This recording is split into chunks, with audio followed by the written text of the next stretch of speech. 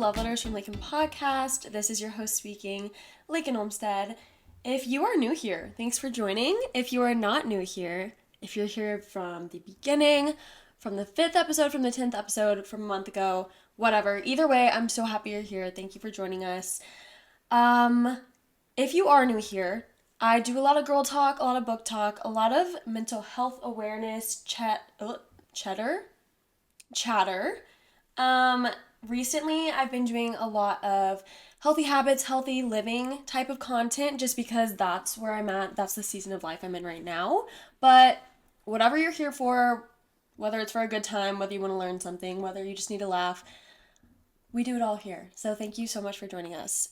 If you are watching on YouTube, my cat Toby is all over the place, and I swear if he spills my tea on my computer, we're gonna have an issue. Back with another episode that includes my mic stand. Got great feedback from this bad boy right here. If you guys, if you listened prior to the mic stand, honestly, you're so strong for that. Danielle, I'm talking to you. Like, thank you so much for still supporting me, even though the audio was quite bad. Like, I'm ready to admit it now. It was pretty horrendous. It was all over the place. So thank you guys so much for sticking with me through the no mic stand era. Now my audio is so much more consistent. I love the way it sounds. And also it just looks more professional. Like, if you're watching on YouTube, let's be real. Don't I look so professional with this mic stand right now? I think I do. Okay, today we are gonna get into dating in your early 20s. Now, this is a topic that I really feel like I can speak on it pretty well. I feel like I've gone through a variety of different types of relationships. I've had some crazy dates. I've done some crazy things in relationships, but I've also been in my fair share of, well, have I ever really been in a healthy relationship? I don't know. We'll get into that later after my weekly report. Toby is literally being a menace right now. By the way, I'm sipping green tea again today, but don't worry, guys. I'm not sick this week. I actually feel fabulous this week. I feel great. Never been better. Hi. Oh, he wants to sit with us. He wants to join today. Toby's on the pod today. Okay. Oh, I put my tea in my Ember mug, which is my mug that keeps liquids warm, right? And then I turned it on and it was like, oh, it's at 6%, even though I just took it off the charger. So there's an issue there. Oh my gosh, guys. I think Toby is going to sit in my lap today for today's episode, which is so exciting because I feel like he never sits with me. Hey, can you lay down? Okay. Life updates, thoughts, feelings, emotions. We're going to start there. I have a question that I need you guys to answer in my DMs, in the comments, somewhere. Please let me know. How many times would you say you Google something per day? I asked some of my friends this and they were saying like 10 to 15. I feel like that's also my average. And the reason I'm asking this is because the other day I went to go Google something and I realized it was like probably like my 10th thing I Googled, typed into the search engine that day. And I was just thinking, you know what? I wonder how many people... Wait, we could totally look that up. What is the average... What would I look up for that? On average, how many Google searches are made in a day by an individual? Because I don't want to know, like, for everybody. Oh, interesting. Oh, on average, people perform 3 to 4 Google searches per day. Okay. Now let's look at my history today. Okay, I've only done 3 today. Okay, Toby, you're bothering me. Yesterday was 1, 2, 3, 4, 5, 6, 7, 8, 9, 10, 11, 12, 13, 14, 15, 16, 17, 18, oh my gosh, 19, 20, 21. Period. Okay, yesterday I had 21 Google searches, and that ranged all the way from Anora, the movie that just won like a bunch of Oscars, to Taco Bell new menu. So if that gives you a little. Toby! Sorry guys, Toby always decides when it's time for me to film that he's gonna be crazy. Okay, moving on.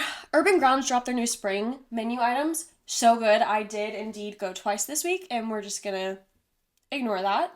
Running is going okay, you guys. Last night I did a really great run. I'm not gonna tell you my times because I'm not quite proud of them yet, but I did run the fastest 3 miles that I've ran in probably years. So we're getting somewhere. I am in search for some running shoes because the shoes I'm running with right now, I should not be running with them, and it's messing with my knee. I am experiencing some knee pain in my left knee because my shoes are not offering enough support for my feet. It's officially March, you guys, by the way. Happy March.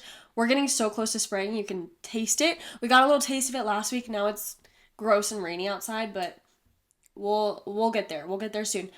We have almost made it through winter. I think the official day of spring isn't until like the middle of March.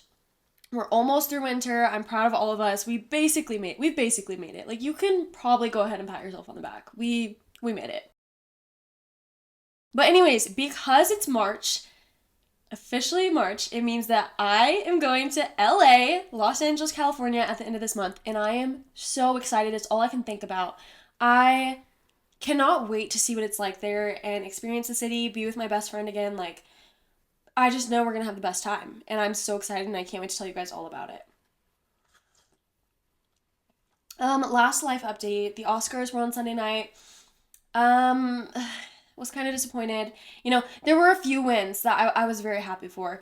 However, Timothy Chalamet and Ariana Grande were snubbed, and I stand on that. That's all I'm gonna say about the Oscars. Weekly report. Releasing, honestly, guys, this week I am releasing any feelings and anxieties that make me feel unworthy. I am releasing feelings of doubt and insecurity. I'm releasing my anxieties. I'm giving them up. I'm giving them up to God, to the universe. I am trying to just release those thoughts, those thoughts in your mind that just won't go away. They keep nagging at you, telling you you're not enough. That's what I'm releasing this week because I am enough. And my anxieties are lying to me. And am I saying this out loud as an affirmation? Yes, I am, because I 1000% need to hear it and need to say it out loud to somebody so I can officially kind of release it from my body. Last night, I was trying to fall asleep and I was having a panic attack. Oh, well, it was like the lead up to a panic attack. And I don't know why I did this, but I envisioned my anxiety as like this ball in my chest, which that's how I see it as. I envisioned my anxiety as a ball in my chest, and I took my hand and I grabbed it. I like scooped it up and I just threw it in the air. And that sounds a little silly, and if you picture me doing that, it seems a little silly, but it genuinely helped. And I kept doing it a couple times, just like in case I didn't get it all out, you know what I mean? And it really did help me a lot, actually. I kind of just imagined myself lifting it up to God, to the heavens, whatever, just out of my body. I don't want any part of it anymore. So I kind of just let it go. I have been experiencing kind of waves of depression, anxiety, but like I said, I'm choosing to ride them out, realize that waves always come to an end, they always crash, and then another one comes. This is just a wave of anxiety or depression. That's kind of how I'm envisioning things moving forward, and how I'm envisioning things in this season of my life is feelings and emotions, they're going to come and go. They're not going to last forever. They're not going to be here forever because waves always crash.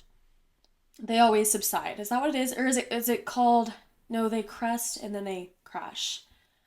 Anyways, that's totally irrelevant.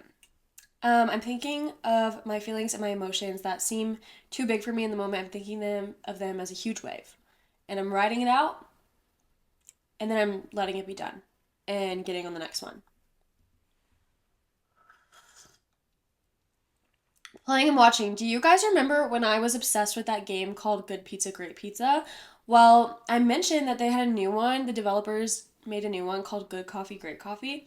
It just came out last week. I've been playing that. I will say it's a little bit harder than the pizza one. Like you're actually going in there, you're doing the coffee grounds, you're pressing them, you're doing espresso shots, you're like foaming the milk and like frothing the milk, and it's honestly a little bit hard. I haven't gotten the hang of it yet, but we will get there. Been playing that. Watched The Bachelor Hometowns last night. Now, if you don't know, if you don't watch The Bachelor or if you don't care, keep listening or skip ahead. I don't care. If you don't want to know spoilers, if you haven't watched last night's episode, which it's Tuesday when I'm filming this, um, skip ahead because I'm about to spoil things for you. So we are in Hometowns. The final four were Dina, Zoe, Juliana, and Latia, okay? Now, my prediction at the beginning of the episode was that Dina, Latia, and Juliana were going to stay.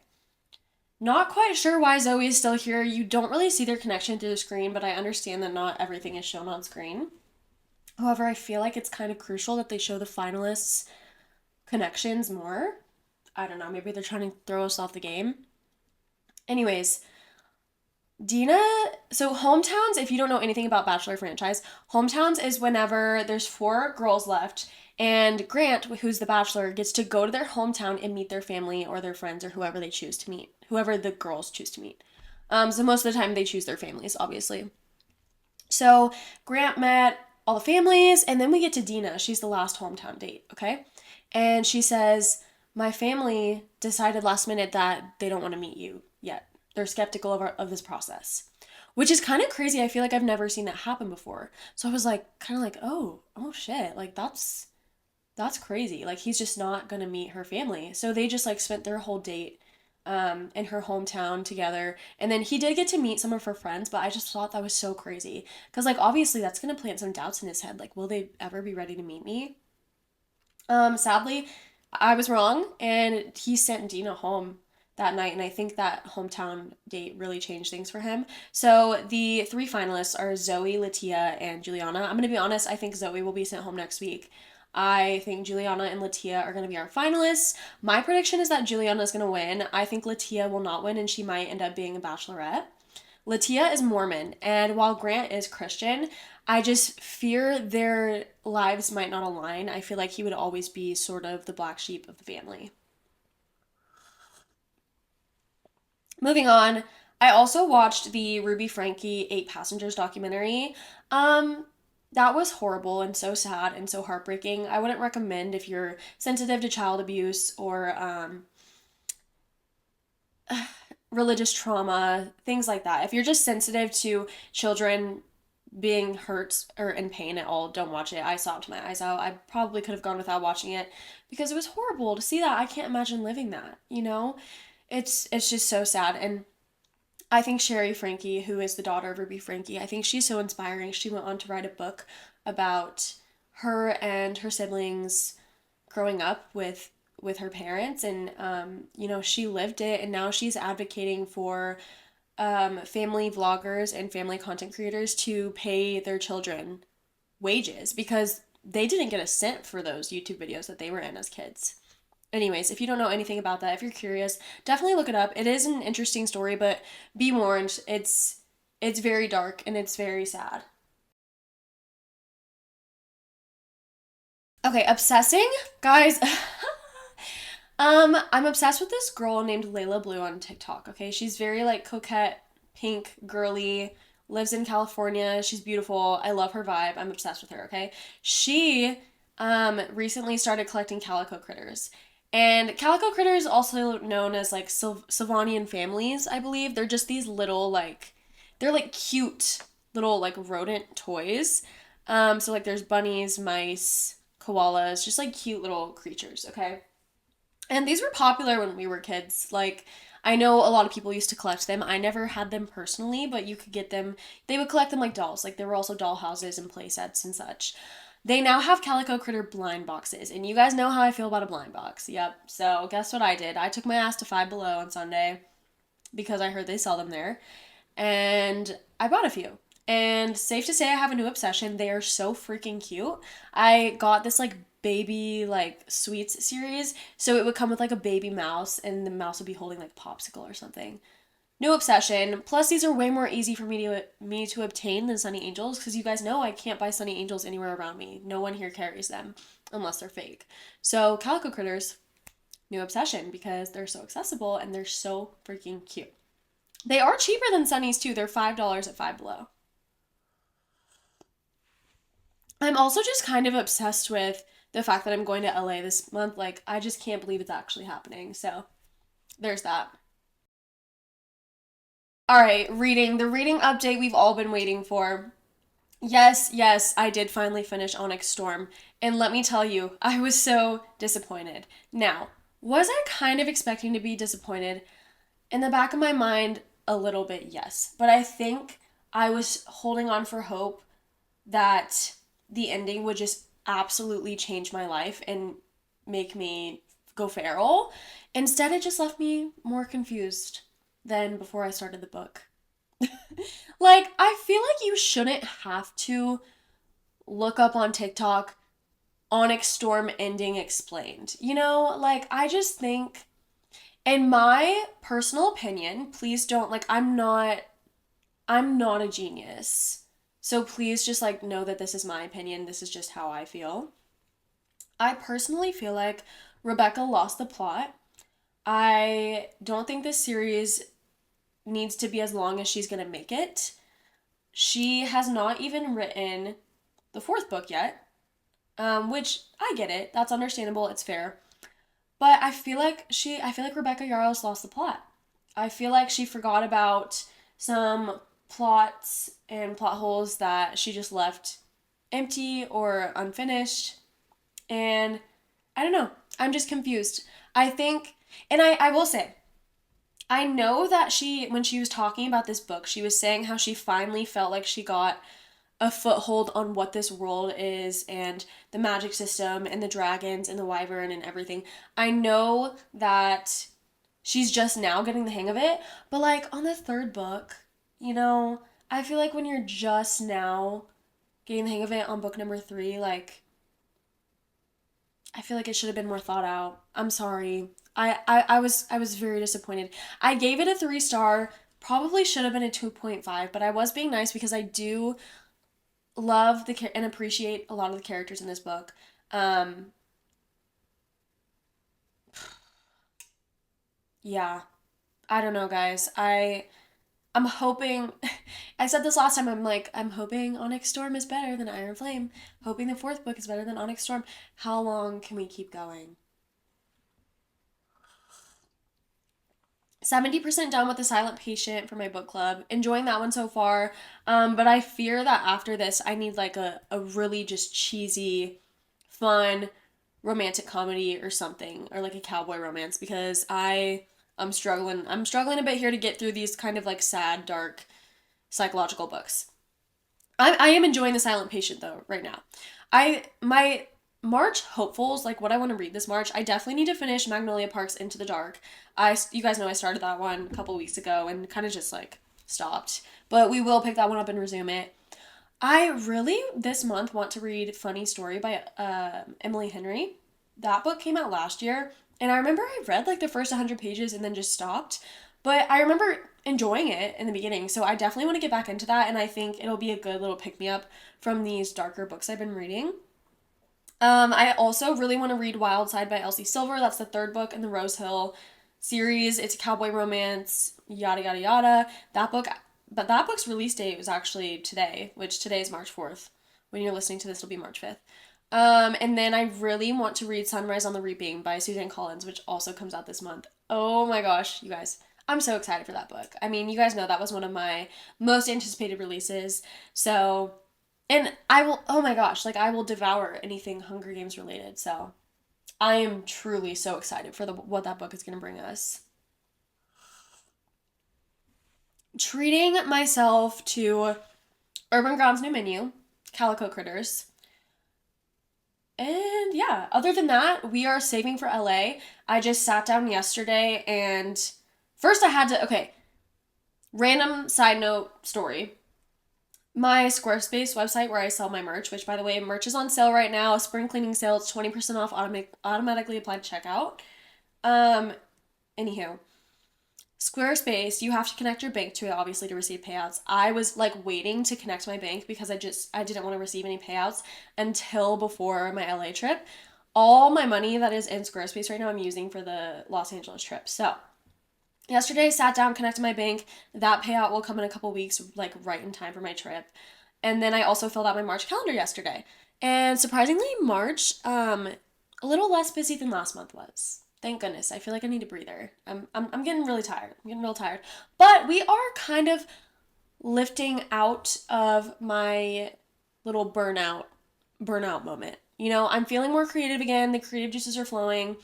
I'm running, I'm being active, and I don't know, things, you guys know this. I've been doing good lately and I've been making it known, which, hey, nothing wrong with that. Yeah, that is it for my weekly report. Let's get into the main topic of today, which I want to talk about dating in your early 20s. I want to talk about the things that I've learned about it all. I want to talk about the things that I still struggle with about dating. I want to talk about the do's and the don'ts. I want to talk about my preferences and blah, blah, blah, blah, blah. So, let's get into this.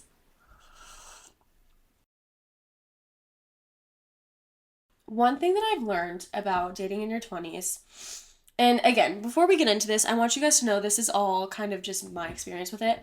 Not everyone's going to have the same experience. That's it. That's it. Something that I've had to learn is breaking away from habits that I used to have in dating. Now, for example, my taste in men has always been a pattern of toxicity and narcissistic qualities and behaviors. I tend to gravitate towards men who exhibit narcissistic personalities, and who really don't even give me the bare minimum, which unfortunately has made it difficult for me to date truly good men because I sit here thinking, like, there's no way they're actually this amazing. There's got to be something wrong. And that's just that voice in the back of my head. And I honestly think it stems from when I was growing up. You guys know I didn't have the best relationship with my parents, and I do now. They are incredible. Love my parents. They are the lights of my life. And they know that, and we've been through a lot together. But growing up, I think I always had unpredictable parents, okay? I never knew what they would be as upset about. I anytime we did something good, anytime we had like a good day together, or anytime they would just do something out of the kindness of their hearts, I always thought there was a string attached. Wow, do I need to go back to therapy? Maybe, but I also think I'm too self aware for therapy. Anyways, Toby is bunny kicking my hand right now. This caused some trouble in my romantic relationships and romantic partners, because I just have trouble believing that anybody could actually like me. And I always think there's some string attached. I always think there's something wrong. I always think there's the afterthought of like, okay, they're so amazing and they're so great, but oh, they probably don't want to actually put a label on it and be boyfriend and girlfriend. Or, um, oh, like they are being so kind to me, but oh, maybe they just want me for my body. Um, yeah, so that is something that I've always struggled with. And that is a habit that I'm actively trying to break, because I, here's the thing. I have to tell myself, in order to break that habit, I have to tell myself, you deserve love. You deserve the love that you put out. You deserve a good romantic relationship. You deserve to find your person. Okay? So don't let the patterns of your past keep you from something good. Some qualities that I noticed in my past lovers is refusal to take accountability. I think I noticed that a lot. And by the way, I'm not just sitting here shitting on my exes. I just am trying to identify these patterns. This episode is helping both me and y'all, okay? I'm also actively trying to break these habits and actively trying to understand why I am the way that I am and why I struggle with dating. Refusal to take accountability. I think that a lot of times in my past relationships, the toxic ones, more specifically, I was often gaslit. I was often led to believe that nothing was ever their fault. It was always somehow twisted and turned back to my fault. Okay, Toby is hurting me right now. What are you doing?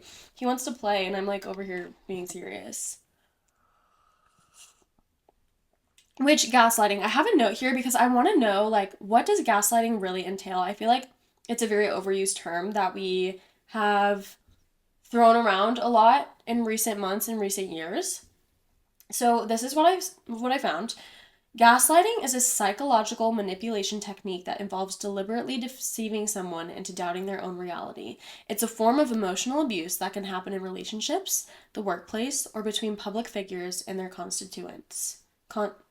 Constituents. Okay. So, gaslighting is psychological manipulation.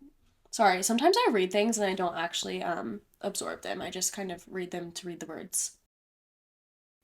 Yeah, so my exes would, okay, to sum it up, my exes would make me feel crazy. I would go into a conversation trying to confront them about something, and I would leave the conversation. At the end of the conversation, I would be thinking, oh my gosh, I totally messed up. I totally did something wrong. And that's not normal. That's not normal. You should be able to have a relationship with your partner about something that's bothering you, and you should both be able to take accountability. You should both be able to talk it out. You should not, I feel like there shouldn't be any defensiveness. There should only be humility, and there should only be like, oh, you're right. You know, I forgot to text you goodnight the other night, and that I realized that worried you. I don't know. That was such a like that was not a good example. But do you get what I'm saying? Like, no healthy relationship, no healthy spouse or partner should ever make you question or feel like you are the problem when it's really them. Another thing that I noticed in my past partners is that they didn't really have any real intention of actually dating with me or dating with a purpose. By dating with a purpose, I mean dating to marry, dating to be an exclusive relationship, etc., etc. So I've always thought, and this is just the culture I grew up in, I've always wanted to date for like, I'm looking for my life partner. I'm dating to marry. I am not just dating to be casual. Nothing about romantic relationships is really casual to me. Like, it's always been a very serious thing to me. And again, that could just be the culture I grew up in, conservative Christian culture. But that's something I still believe in, is that finding a romantic partner, that's not casual to me. And I find it really hard to be casual with anyone. So I wasn't really sure. I was like, I'm thinking now, like, was I why was I so desperate to be with these people when I knew what I wanted? Like, I was always settling for less. I, they would never, now that I think about it, my relationships, no one ever truly, really wanted to put a label on it with me. And wow, I can't believe I stayed. That's actually wild. Anyways, those are just some examples. Toby, what are you doing? Y'all, like, I don't know what's happening right now. I wanted to just kind of list some of those qualities in my past partners so you could understand what I've been through before and kind of why I am the way I am now. Another thing that I've kind of learned from dating my early 20s is when I was in college for those couple of years and I was still 18, 19, young, I thought I was going to meet the love of my life at a frat party or in a bar. And listen, some people do. My best friend Hallie met her fiance at a frat party.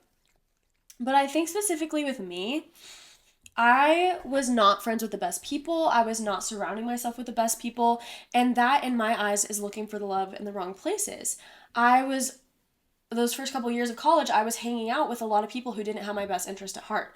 Yet I was so fond of them and I was so infatuated by them because on the outside looking in, their life looked wonderful, right? They were partying all the time. Everyone knew them. They had the cutest clothes. They were popular. They played sports. They had good grades. They were the life of the party. And I thought that that was the kind of group I wanted to be with my entire life. And I was always searching for a relationship in those groups of people. And looking back now, I'm like, there's no way I would ever match and spend my life with one of those people. And no hate to them now. I'm just saying, and still, I'm sort of speaking in metaphors. Like, I I I wasn't actually like I'm not specifically saying, "Oh, I would have like I wanted to marry that one person from my old friend group." No, just like I was always kind of keeping a lookout of like people in my old friend groups like, "Oh, like, maybe I could just settle down with them, blah blah blah." Anyways, I wasn't looking for my partner in the places that made me thrive. I also wasn't in my best mental space. So, I shouldn't have even been looking, period, because I was not happy with myself at that moment. Um Something that I have made a habit of, which it's not much of a habit anymore, is holding on to a relationship when I feel things slipping away or when I feel things going dry, only to end up pushing them away because I held on too tight. Now, this actually happened to me in my very, very first relationship. I was 16, 17, and I remember being so heartbroken that he broke up with me. But the thing is, I was so completely codependent on him and so completely enamored and attached to him. I had no sense of independency, no sense of normalcy. He was like, I just can't make you happy anymore. Like, I have to. And I could sense that he was going to break up with me. I could sense in the past couple weeks of our relationship that he was going to break up with me. And so I held on tighter and I got even more like clingy and asking him, like, oh, but like, do you still want to be with me? And that eventually led to our demise. This is something I think I have gotten a lot better at. I still have anxieties of people leaving. Not sure why, actually. Need to dig into that one. Um, well, has anyone left me? Y'all, I don't know. I need to go back to therapy. But that's one of the things. I've gotten a lot better at that. I think if you sense that someone is pulling away or that someone is letting go, let them. Let them go. Whatever is meant for you will stay with you, or it'll eventually come back around if it's meant for you. Let them go. If they're slipping away, let them. Self-sabotage is something that I've always struggled with, and I think I never really exactly knew that it was the term self-sabotage until I was talking to my sister not too long ago about this new guy that I'm seeing, and I was telling her, I was like, "Oh, I don't know, like do I even really like him? Like there's like this thing, I don't know. I just don't know." And she's like, "Lakin, he is wonderful and you're self-sabotaging. Like, don't pull away because you're scared." And I was like, "Oh, you're completely right." I absolutely was subconsciously giving in to my anxieties and my fears and pulling away a little bit from him because somewhere deep down in me, I must not think that I am worthy of love, but I am. And I'm starting to understand that now. That I don't have to self sabotage. Whatever is not meant for me will go away. Whatever is meant for me will stay. I also kind of wanted to give a little definition of a self sabotaging relationship. This refers to a dynamic where someone often unconsciously engages in behaviors that undermine their own romantic partnership, pushing the other person away or creating obstacles that ultimately lead to the relationship's downfall, usually stemming from deep seated fears or insecurities about intimacy. Um, I do think that I have some insecurities about intimacy. I think that stems from some of my teenage relationships where, again, I was never given that solid reassurance of being in a relationship. And even though I thought I was in a solid relationship, I think and I should have mentioned this earlier, I think that some of my past relationships, they gave me such a false sense of, what's the word? A false sense of security because they were treating me like a girlfriend. They were treating me like I was their girlfriend. They were treating me like we were in a relationship. But then they would go and, sleep with someone else. And I'd be like, oh, so what's happening here? And they're like, oh, well, we never said we were exclusive. Like, be so for real. You were treating me like a romantic partner. So I think that my fear of intimacy does stem a little bit from that because I mean, that's kind of hard to snap out of. And then when someone suddenly comes into your life and they're so great and so amazing and they want to be with you, and I'm just sitting here worried, like, oh my gosh, but what if you do the same thing they did? But I have to remind myself that they are not my past. They are not my past lovers. And it's okay to trust again. I often convince myself that I'm not enough, which is sad, but it's sort of an anxiety thing. That no one could actually like me or love me in a way that they want to pursue me or like or pursue a relationship with me or date me even. Um, I think that's my biggest form of self sabotage is just genuinely not being able to wrap my head around or comprehend the fact that somebody wants to love me and like be my partner. I'm actively working on this, but or sometimes the opposite of this. Sometimes will search for the bad things or just nitpick, their little flaws. Like we all have flaws. We all have our vices. And sometimes I'll just search for certain flaws or set them up for failure in my own mind so that I have a reason to leave. And I can't be doing that anymore, I think I just need to learn to open up. I need to be open and understand that whatever happens, happens.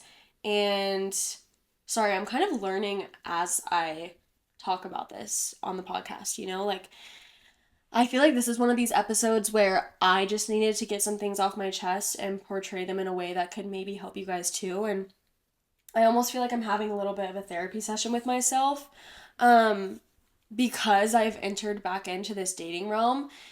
It's scary, it's terrifying. And, but yet I somehow feel like it's okay to give my heart out again. And it's almost like God is allowing me to trust again. He's telling me it's okay to trust again. And so I'm having like really good feelings about the dating world. And I don't know. I think, and this is one of my last points. Dating in your early 20s can be weird because you either find your partner super early or you spend a decade dating and searching for a life partner, whatever. For me, I always pictured myself getting married fairly early just because of the culture I grew up in. Very Christian. My parents were married in their early 20s. My brother got married at 21 and has two kids already. It's just what I grew up with and what I've always known. And so once you hit like 22 as someone with that mindset, I'm sitting here thinking like, "Oh my gosh, I'm behind." But no, I'm not. Like some people don't find their person until they're 60. Some people have multiple partners. Some people are widowed and then they end up remarrying. And it's really like there's always hope for new love. And I think that for a while, I was always in search of someone to fill that partner shaped hole in my heart. And I feel like in my early college years, like I still go to college, be so for real. You guys get what I mean. Those 2 years that I went to college, um, like from like 18 to 20 years old, even a little bit of 21, I feel like I was constantly searching for love in the wrong places. I was constantly being fed empty empty promises, and I was never satisfied. And I think that it's so important in your early 20s to take a couple years, and this is what I did. After my last relationship, which was about 2 years ago, I kind of swore off serious relationships for a while, but I'm glad I did because this past year specifically, I have been able to take all that love that I wasn't getting and pour it right back into myself. One thing that's completely changed about me is that I am highly independent now. And not too independent to where I couldn't also rely on my partner when needed, because I think it is okay to ask for help and it is okay to rely on your partner sometimes when you need it. Like, that's what a partnership is. You're doing things together, you're confiding in each other. But I still love to have my independence. And it's just crazy because 2 years ago, 5 years ago, I could not breathe without my partner.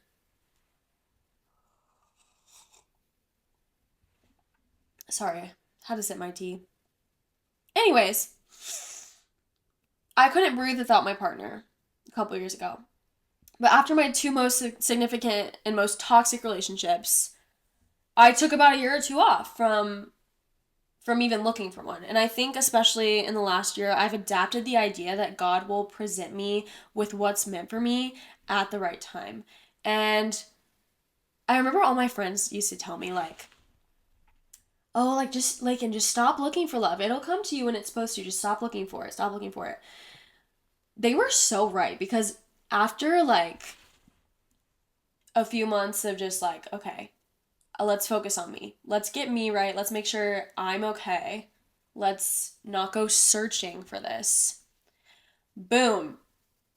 Got asked out on my first date in like 2 years. Crazy. Everything happens at the right time. I'm a firm believer in that. I stopped searching for love, period, during that time, and instead poured that love back into myself that I've been lacking in searching for in those romantic partners.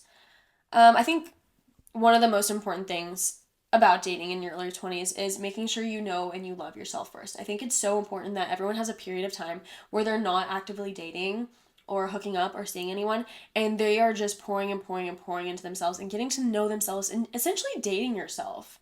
Having that relationship with yourself is a huge part of making relationships work.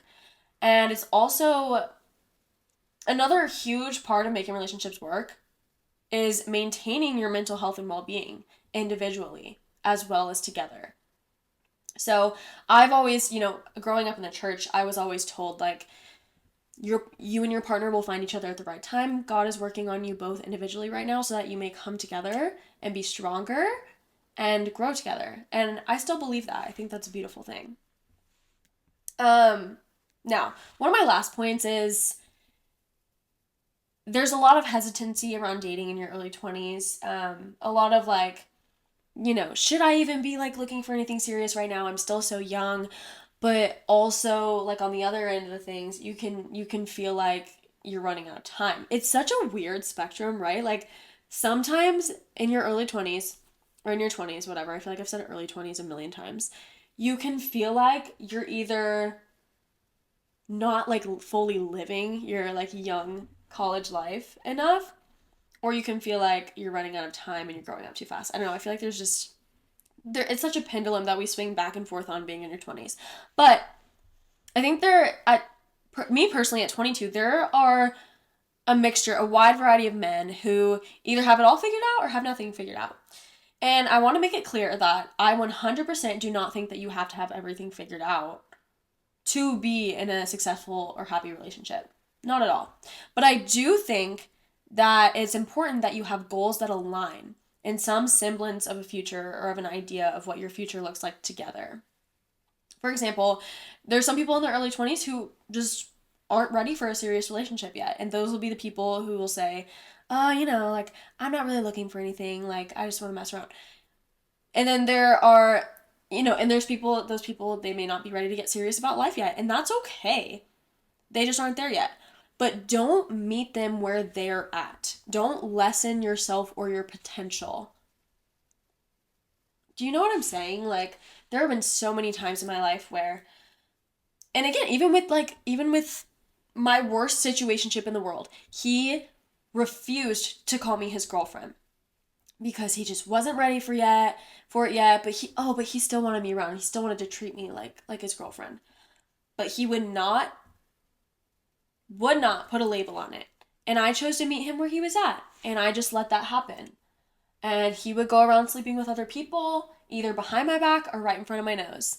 And poor little Lakin, poor 19-year-old vulnerable Lakin, she was enamored by him and stayed for so long because it was all she knew. So don't even, if you, and here's what we need to get serious about, like the first couple dates. For me, first couple dates, I'm going to ask you right off the bat, what is your intention with me? Do you want a relationship? If yes, perfect, me too. If no, sorry, I won't take anything less than a relationship. I am looking for my partner right now. And like I think that's something that if you personally are ready to get serious, like you need to make that known when you're dating. You need to make known what you're looking for. And I know that sounds like so self-explanatory, like duh, like you should be making known what you're looking for, but I feel like so many of us these days are afraid to ask for it. We're afraid to say, this is what I want. I won't accept anything less. And once I started doing that, my life changed. Holy shit, you guys. Once I started telling people what I want and telling them that I will not accept less and I will not let you bring me down to your level. Oh my gosh, that's changed my life. And I feel so much more free. Take control. Take control back. I don't know. That's kind of all my thoughts today, guys. I'm just like, I just really wanted to do an episode on this because I've kind of thrown myself back in the dating world and it's scary, but it's exciting. And I think that whatever happens, happens, and that God will always show me who is meant to be in my life and who isn't meant to be in my life. And I'm a firm believer in whatever is meant for you will always come back around. And if it's not meant for you, it'll go away. It'll go away.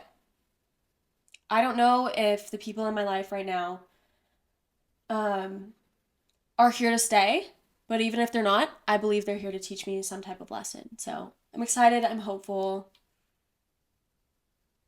Yeah, I love you guys. My DMs are always open, by the way. If you guys ever need advice or want to talk, I'm not the best advice giver. Also, I'm no professional, so everything I said today was kind of just from personal experience here and there and a few shitty situationships. That's kind of where I'm getting my facts from, in my opinions. Anyways, now I'm just rambling. I love you guys so much. Thank you for everything. Thank you for streaming and listening and watching me and keeping up with my life and whatever. I don't know. I'm really happy right now, guys. I'm just like, I'm loving life right now. I'm tired, but like, life is good right now. Life is good. Anyways, thanks for letting me vent and kind of have my own therapy session with myself. I kind of really needed that. And yeah, follow me on Instagram at Lakin Olmstead, at Love Letters from Lakin. Same on TikTok. Subscribe to my YouTube. And this has been a Love Letter from Lakin. Bye.